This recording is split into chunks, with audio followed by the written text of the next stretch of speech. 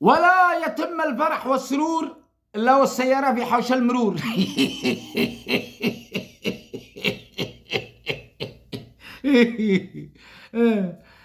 جاءت شرطة المرور ندعت له زفة، سووا له الخطوبة في حوش المرور. قال لك واحد اشترى لخطيبته لحبيبته اللي خطبها سيارة آخر موديل، وقلاب هدايا. قلاب يا رجال، المفروض تشتري لها قلاب اسمنت، قلاب طوب، علمها كيف تطلع مقاول.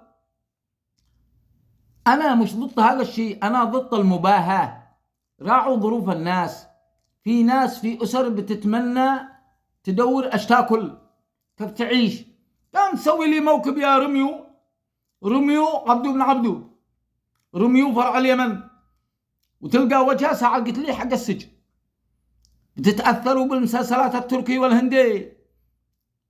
خزن وعرق وشاف له فيلم رومانسي تركي، الرجال حب يقلد المباهاة. شوف هذه حق المباهاة في آخرتها المحاكم، يا فسخ يا خلع. أنت وين سابك شريعة بعده؟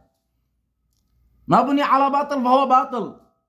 رميو قبل تتعلموا تقعوا رومانسيين قوي قوي قوي قوي، والله الرخرخة. في ناس ما بتلقى ايش تاكل، قدم لخطيبتك ان شاء الله سيارة ذهب في السر. هيا الآن السيارة في حوش المرور. أشكر الشرطة حق مرور صنعاء، والله أشكركم، ندعوا له زفاق. تحياتي.